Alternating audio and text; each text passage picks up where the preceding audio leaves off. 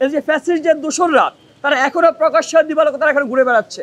আপনারা জানেন গতকালকে আমাদের একজন ভাই, আমাদের একজন শিল্পী, এই অঞ্চলের শিল্পী, এই ক্যাম্পাসের শিল্পী, এই দেশের শিল্পী মানবেন্দ্র ঘোষের বাড়িতে অগ্নিসংযোগ সংঘটিত হয়েছে। এক্ষেত্রে আমরা দুটো দাবি দিয়েছিলাম। সার্বিক যে পরিস্থিতি সামনে উল্লেখ করি, আপনারা জানেন যে এদেশে ফ্যাসিবাদ ছিল।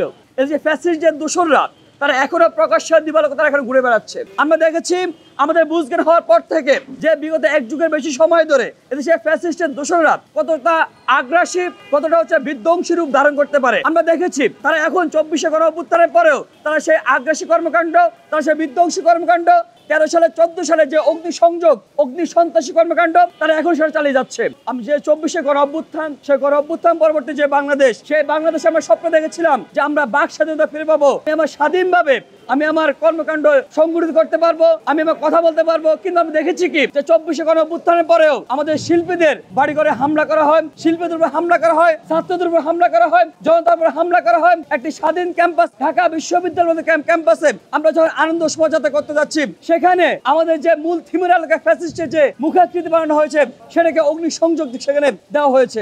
আমরা দেখেছি এখানে একজন ব্যক্তিকে, মানবেন্দ্র ঘোষকে, সেখানে মিথ্যা অভিযোগ দিয়ে তার বাড়িতে অগ্নি সন্ত্রাস চালানো হয়েছে। আমরা সেটার তীব্র নিন্দা এবং প্রতিবাদ জানাই। মানবেন্দ্র ঘোষ এবং তাদের পরিবার, আত্মীয় স্বজনের এবং সকল শিল্পীদের, সকল ছাত্র জনতার নিরাপত্তা নিশ্চিত করতে হবে। আমাদের 2 নম্বর দাবি, এই যে যারা এখনো প্রকাশ্যে দিবালোকে ঘুরে বেড়াচ্ছেন, ফ্যাসিস্টের দোসররা ঘুরে বেড়াচ্ছেন, ফ্যাসিস্টের মুখাকৃতিতে অগ্নিসংযোগ করেছেন, একই সাথে মানবেন্দ্র বাড়িতে যারা অগ্নিসংযোগ করেছেন অনতি বিলম্বে সুষ্ঠু তদন্তের মাধ্যমে সে দোষী সাব্যস্ত সে অগ্নি সন্ত্রাসদের গ্রেপ্তার করে বিচারতে আনতে হবে।